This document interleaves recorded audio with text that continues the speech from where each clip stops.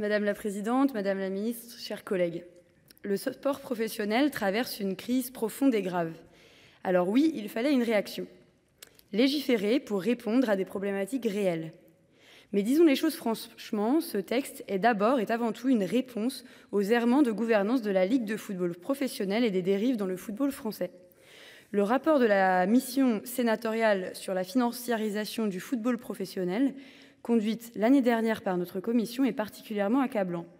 Une gouvernance opaque, un enrichissement injustifiable de certains dirigeants, pour ne pas les citer, une gestion financière irresponsable, tout cela dans un contexte de déficit cumulé estimé à plus de 1,2 milliard d'euros pour les clubs de Ligue 1 et Ligue 2.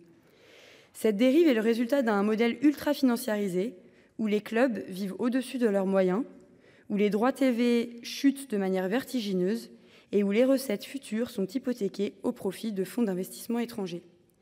Il était de notre responsabilité parlementaire, législateur, d'agir et d'entamer un processus de changement de la gouvernance du sport professionnel. C'est chose faite avec l'examen de cette proposition de loi ce soir. Je salue le travail du président Lafont, du rapporteur Michel Savin, de la commission et de toutes les personnes impliquées dans cette démarche. Cette proposition a fait l'objet de très nombreuses auditions et consultations que je salue. Je souhaite souligner certaines mesures de ce texte qui vont, selon nous, dans le bon sens. Je pense notamment à l'encadrement renforcé des sociétés commerciales de gestion des droits audiovisuels dans le football. Cette décision doit permettre de mettre fin à l'opacité et aux dérives qui ont trop longuement fragilisé notre modèle. Le contrôle accru de l'État et des fédérations. Ces institutions doivent pleinement jouer leur rôle de gardien de l'intérêt général. Ce texte leur redonne les moyens d'agir, notamment en cas de dérive financière ou de mauvaise gestion. Le plafonnement des rémunérations des dirigeants. À l'heure où certains clubs frôlent la faillite, il n'est plus tolérable que des dirigeants de ligue s'octroient des rémunérations déconnectées de la réalité. Le plafonnement que cette proposition instaure est un signal fort.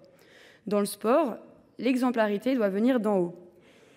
Les ligues jouent un rôle majeur pour la diffusion et la viabilité économique du sport professionnel, mais aussi sur l'organisation et les moyens plus globalement du sport en France. C'est un choix d'équité et de justice sociale. Chers collègues, revenir sur cette mesure serait une grave erreur. La lutte contre le piratage aussi, élément important de ce texte. Et puis enfin, l'ouverture de la gouvernance à davantage de transparence. Nous réaffirmons que la gestion du sport doit être irréprochable. C'est aussi une manière de reconstruire la confiance entre les clubs, les supporters et les citoyens. Vous l'aurez compris, nous considérons que globalement cette proposition de loi va dans le bon sens. Cependant, le groupe écologiste Solidarité et Territoires souhaite que l'on puisse aller plus loin sur certains enjeux.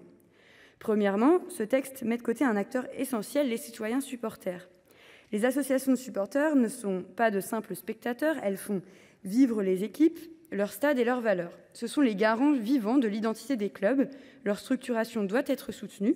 C'est pourquoi nous défendons leur intégration dans les instances dirigeantes, comme l'auteur l'avait initialement prévu. Et pas seulement pour avis consultatif.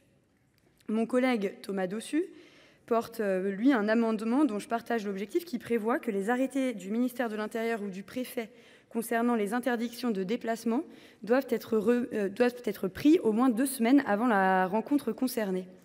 Aujourd'hui, nous assistons à une recrudescence des interdictions collectives de déplacement, souvent au dernier moment. Nous proposons de changer de logique, de tendre la main aux associations afin de faire vivre l'essence même du supporterisme, assurer le spectacle avec la présence de supporters sur des matchs à l'extérieur, tout en garantissant la sécurité des compétitions. Nous demandons également que les associations de lutte contre les discriminations soient intégrées ou à minima systématiquement consultées. Parce que le sport ne peut continuer à fermer les yeux sur le racisme, le sexisme, l'homophobie, qui gangrènent les tribunes comme les vestiaires. Malheureusement, l'actualité nous l'a montré récemment avec le refus de 2 joueurs de porter un brassard de lutte contre l'homophobie. Deuxièmement, en s'inspirant du rapport de la commission d'enquête de notre collègue députée Sabrina Sebaï, relative à l'identification des défaillances de fonctionnement au sein des fédérations françaises de sport, nous proposons d'intégrer un volet anticorruption dans les contrats de délégation entre l'État, les fédérations et les ligues, avec avis conforme de l'Agence française de l'anticorruption. Cela peut paraître parachevé, mais nous considérons que c'est la condition d'une probité durable. Troisièmement, ce traite ne traite pas de la question écologique. Le sport, les clubs sont confrontés aux conséquences du dérèglement climatique. Nous ne pouvons pas légiférer en 2025 sans inscrire la transition écologique au cœur des politiques sportives. Ainsi, nous voterons ce texte car nous croyons à la nécessité de reprendre la main, mais nous le faisons avec exigence et vigilance. Ce sont aux joueurs, aux éducateurs, aux supporters, aux bénévoles, aux territoires que nous devons rendre des comptes et c'est pour eux que nous continuerons à agir pour un sport intègre, populaire et accessible à toutes et à tous. Merci, chers collègues.